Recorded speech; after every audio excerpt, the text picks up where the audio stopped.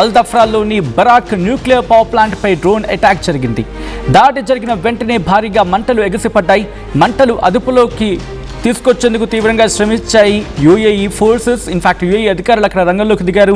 వాటిని అదుపులోకి తీసుకొచ్చే ప్రయత్నం చేస్తున్నారు. ఫైల్ షాట్స్ మీరు చూస్తున్నారు. నిజానికి రేడియేషన్ ముప్పు లేదంటూ అధికారులు చెప్పుకొచ్చారు. రంగంలోకి ఇప్పటికే ఎమర్జెన్సీ టీమ్స్ దిగాయి. ఇదే అంశానికి సంబంధించి ఇంటర్నేషనల్ అటామిక్ ఎనర్జీ ఏజెన్సీ కూడా రియాక్ట్ అవుతూ ఉంది. ఈ ఘటనను పూర్తి స్థాయిలో పర్యవేక్షిస్తున్నామంటూ ఇటు international atomic energy agency IAEA చెప్పుకురావడం ఈ ప్రమాద తీవ్రతను అద్దం పడుతూ ఉంది. కొద్దిసేపటి క్రితం మంటలు చెలరేగాయి. మరి ముఖ్యంగా బరాక్ న్యూక్లియర్ పవర్ ప్లాంట్, అల్దఫ్రా రీజన్లో ఉన్న బరాక్ న్యూక్లియర్ పవర్ ప్లాంట్లోని ఇన్నో పెరిమీటర్ గురించి మాట్లాడుకుంటే అక్కడ దట్టు ఒక ఎలక్ట్రికల్ జనరేటర్ దగ్గర డ్రోన్ అటాక్ జరిగింది అంటూ కూడా ఇటు ఇంటర్నేషనల్ మీడియా కోట్ చేసుకుంటూ వచ్చింది. అబుదాబి మీడియా ఆఫీస్ కూడా కన్ఫర్మేషన్ ఇచ్చింది. అయితే ఈ ప్రమాదంలో ఇంతవరకు ఎటువంటి గాయాలు నమోదు కాలేదు.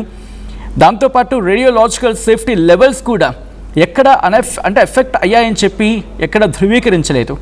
ఇప్పటి వరకు చూసుకున్నప్పుడు ఈ అంశాన్ని చెప్పుకొచ్చింది ఏకంగా ఫెడరల్ అథారిటీ. అక్కడ న్యూక్లియర్ రెగ్యులేషన్స్ సంబంధించి ఒక ఫెడరల్ అథారిటీ ఉంటుంది కదా, అది కన్ఫర్మేషన్ ఇచ్చుకుంటూ వచ్చింది. ప్లాంట్లోని ఎసెన్షియల్ సిస్టమ్స్ అయితే ఎక్కడ ఇబ్బంది జరగలేదు, ఎక్కడ వాటికి ఇబ్బంది కలగలేదు. ఆపరేషన్ అయితే మాత్రం నార్మల్గానే ఉంది అనేది. అయితే ఇదే అంశం మీద international atomic energy agency IAEA కూడా రియాక్ట్ అయింది. ఇది ఎవరు? IAEA అంటే కనుక యుఎన్స్ వాచ్ డాగ్. ఇది అంటే ఐక్యరాజ్య సమితికి సంబంధించిన వాచ్ డాగ్. మీరు చూడొచ్చు IAEA చేసిన ట్వీట్ని. The IAEA has been informed by the UAE that radiation అంటూ కూడా కొద్దిసేపటి క్రితం IAEA చేసిన ట్వీట్ని మీరు చూడొచ్చు స్క్రీన్ మీద.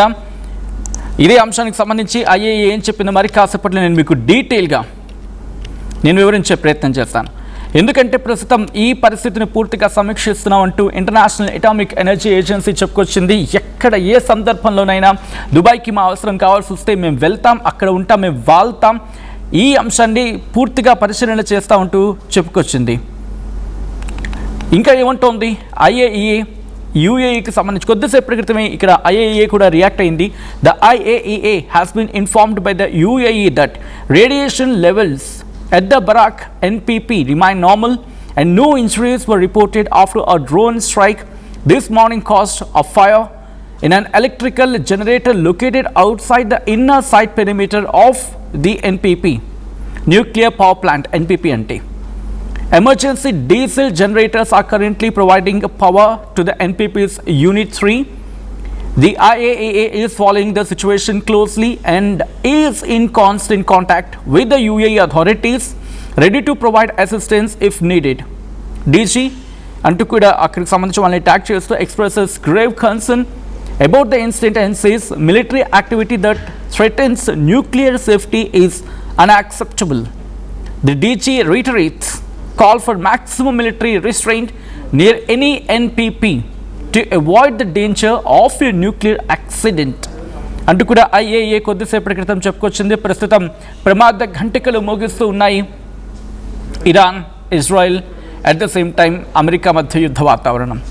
అసలు ఎందుకు ఇప్పుడు అటాక్ జరిగింది అనేది మాట్లాడుకునే ప్రయత్నం చేస్తే, ఎందుకు అటాక్ జరిగిందంటే కొద్ది గంటల క్రితం ఇదే ఇజ్రాయెల్ లెబనాన్ మీద దాడికి పాల్పడింది. ఎక్కడ ఉన్న లెబనాన్ మీద దాడికి పాల్పడితే ఇక్కడికి జరిగే నష్టం ఏంటి అని చెప్పి క్వశ్చన్స్ రైజ్ అవ్వచ్చు కాక. Let me clear a picture for that. ఎందుకంటే లెబనాన్లో ఉంది ఇరాన్కి మద్దతుదారులు హెజ్బుల్లా, హమాస్, హౌతీ, వీళ్ళ గురించి మాట్లాడుకుంటూ ఉంటాం కదా. ఇటు లెబనాన్లో ఉన్న హెజ్బుల్లా అక్కడ టార్గెట్ చేస్తే ఆబ్వియస్లీ అది ఇరాన్ మీద అటాక్కి. మీకు గుర్తుంటే కనుక ఒక మాటని ఇక్కడికి వెళ్ళి కోట్ చేస్తా. లెబనాన్ మీద దాడి చేస్తే అంటే లెబనాన్ మీద కూడా దాడులు ఆపేయాలనేది ఇరాన్ పెట్టిన కండిషన్స్లో ఒకటి. అంటే ఎంత క్రిటికల్ అర్థం చేసుకోవచ్చు. లెబనాన్లో ఉన్న హెజ్బుల్లా కనుక టార్గెట్ అయితే మేము విడిచిపెట్టాం, మా కండిషన్స్లో అది కూడా ఒకటి. మీరు లెబనాన్ టార్గెట్స్ని ఆపకపోతే మా టార్గెట్స్ ఇక్కడ కంటిన్యూ అవుతాయంటూ అర్థం వచ్చేలాగా ఇరాన్ చెప్పుకొచ్చింది. That shows the kind of importance ఎవరు ఇరాన్ లెబనాన్కి, హెజ్బుల్లాకి ఇచ్చేది. సో ఎప్పుడైతే అటు లెబనాన్ మీద ఇజ్రాయెల్ అటాక్కి వెళ్ళిందో వెంటనే ఇక్కడ యాక్టివేట్ అయ్యారు ఇరాన్లో ఉన్న ఫోర్సెస్. ఇరాన్లో ఫోర్సెస్ యాక్టివేట్ అయ్యి దుబాయ్ మీద దాడికి పాల్పడ్డారు. ఎందుకు దుబాయ్ మీద దాడికి పాల్పడ్డారు? ఎందుకంటే పక్కన ఇవన్నీ కూడా దుబాయ్ కావచ్చు, మన ముఖ్యంగా ఇక్కడ ఉన్న దేశాలన్నీ కూడా అమెరికాకు మిత్ర దేశాలు. ఎంత స్థాయిలో మిత్ర దేశాలంటే ఏకంగా జిగిరి దోస్తుల కింద మారిపోయారు. ఒకప్పుడు వీళ్ళంతా మళ్ళీ ఒకప్పుడు స్నేహితులే, కానీ తర్వాత పరిస్థితుల రీత్యా కావచ్చు, జరిగిన పరిణామాల కారణం కావచ్చు, విడిపోయారు వీళ్ళంతా కూడా. అది ఆ ప్లేస్ని ఇప్పుడు అమెరికా అడ్వాంటేజ్ తీసుకొని వాళ్ళని దోస్తులు చేసుకుంది. సౌదీ అరేబియా కావచ్చు, యూఏఈ కావచ్చు. అండ్ ఇరాన్కి సౌదీకి ఎప్పుడూ ఆధిపత్య పోరు ఉంటుంది. ఇది జస్ట్ కాంటాక్ట్స్, నేను మీకు రిఫరెన్స్ కోసం చెప్తాను అంతే. ఇప్పుడు ఎక్కడైనా దాడి జరిగితే, అంటే అమెరికా కావచ్చు, ఇజ్రాయెల్ కావచ్చు, లెబనాన్ మీద దాడి చేస్తున్నా, ఎస్పెషల్లీ లెబనాన్ మీద దాడి చేస్తే మాత్రం ఇరాన్ ఒప్పుకోదు. వాట్ ఇట్ సేస్, మీరు కనుక లెబనాన్ మీద దాడి చేస్తే మా మీద దాడి చేసినట్టే, కాబట్టి మేము వెంటనే ఇక్కడ మేము స్ట్రైక్స్ చేస్తాం. ఆ పరిణామాలని ఒక్కసారి ఆ డాట్స్ని కనెక్ట్ చేసుకుంటే it will shows where it will lead అనేది. అయితే ఈ మాటలకు బలం చేకూర్చేలాగా అమెరికా అధ్యక్షుడు ట్రంప్ కొద్ది రోజుల క్రితం ఒక మాట అన్నాడు. ఆయన వార్నింగ్ ఇచ్చాడు. Iran it will have a very bad time if piece deal is not agreed on soon. ఇది ట్రంప్ అన్న మాట, నిన్న మాట కాదు. ఇంకొక మాట కూడా అన్నాడు, they have an interest in reach an agreement. వాళ్ళు ఇంట్రెస్టెడ్గా ఉన్నారు, ఇరాన్ ఇంట్రెస్ట్గా ఉంది అగ్రిమెంట్ రీచ్, అంటే అగ్రిమెంట్ పూర్తి చేసుకోవడానికి. ఒకవేళ త్వరగా పూర్తి చేసుకోకపోతే అ వెరీ బ్యాడ్ టైం, అంటే పూర్తిగా బ్యాడ్ టైం, వాళ్ళు నష్టపోయే రోజులు, వాళ్ళు దిగులు పెట్టుకునే రోజులు, వాళ్ళు పూర్తిగా నాశనం అయిపోయే రోజులు, వాళ్ళకు ఒక చెడు కాలం ఉంది అంటూ ట్రంప్ చేసిన ఆ స్టేట్మెంట్స్ మర్చిపోకముందే ఇజ్రాయెల్ లెబనాన్ మీద అటాక్ చేయడం, ఇజ్రాయెల్ లెబనాన్ అటాక్ జరిగిన తర్వాత కదా ఈ డెవలప్మెంట్ చోటు చేసుకుంది. And UAE can blame Iran's alone. ఎందుకని?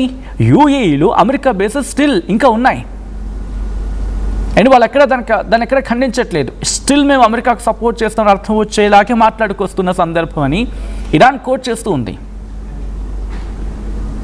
సో ఈ సిచ్యువేషన్స్ కంట్రోల్ అవ్వాలంటే కనుక పీస్ డీల్లో అమెరికా ఒక మెట్టైనా దిగాలి, లేకపోతే ఇరాన్ అయినా మెట్టు దిగాలి.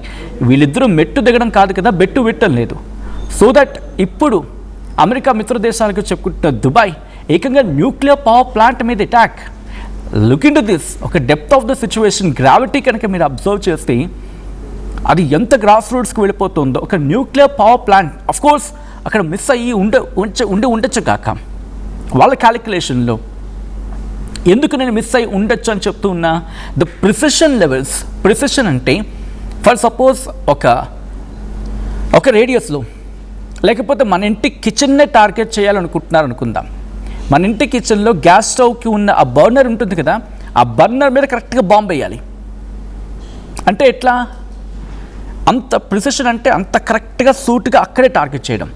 ఎలా చేయగలుగుతున్నారు? ఇక్కడ వార్నింగ్ ఒకటి, ఎలా టార్గెట్ చేయగలుగుతానంటే that is what the precision strike. That kind of missiles, drones వాళ్ళ దగ్గర ఉన్నాయి. ఆ స్థాయిలో ఉన్న మిజైల్స్ ఉన్నాయి, ఆ స్థాయిలో ఉన్న డ్రోన్స్ ఉన్నాయి. వీటిని అక్కడ ఉపయోగించడం జరుగుతూ ఉంది. అండ్ ఇప్పుడున్న సిచ్యువేషన్ చూసుకుంటే కనుక ఆ ప్రిసిషన్ స్ట్రైక్స్ ఎలా చేస్తూ ఉన్నారు, ఎందుకు జనరేటర్నే టార్గెట్ చేశారు? ఒకవేళ టార్గెట్ చేయాలి అనుకుంటే కనుక వెంటనే మొత్తం న్యూక్లియర్ పవర్ ప్లాంట్ని టార్గెట్ చేస్తూ ఉండేది కదా. బట్ ఏంటి ఇక్కడ కావాల్సింది? ఇరాన్కి పూర్తిగా దుబాయ్ని లేపేయడం కాదు.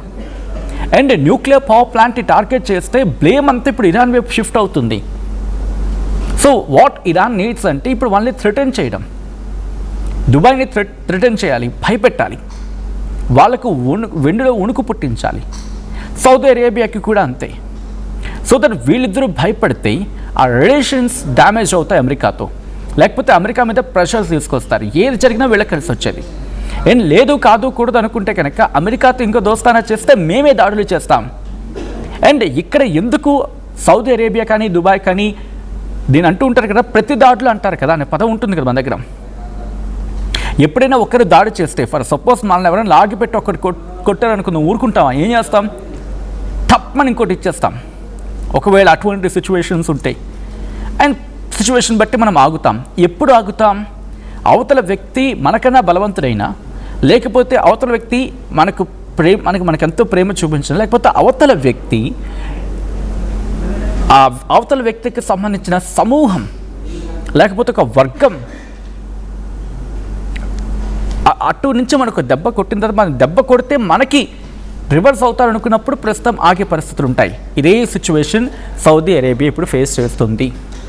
ఇరాన్ మీద అమెరికా దాడి చేసినప్పుడు సపోర్ట్గా వెళ్ళలేదు కాబట్టి ఇప్పుడు కనుక యుఏఈ దాడి చేస్తే అండ్ పూర్తిగా ఒక వర్గం అంతా కూడా వాళ్ళని టార్గెట్ చేయొచ్చు అనేది యుఏఈకి ఉన్న భయం.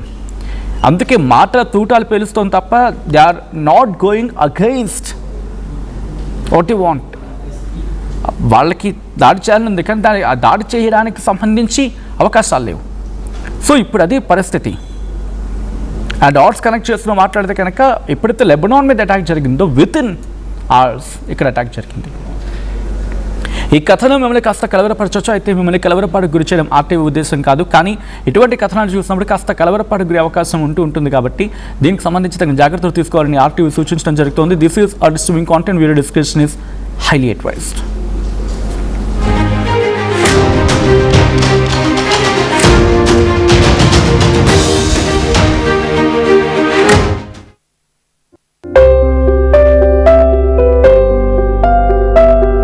చిన్న చిన్న ఆనందాలు 35 ఏళ్లుగా నా జీవితంలో లేవు.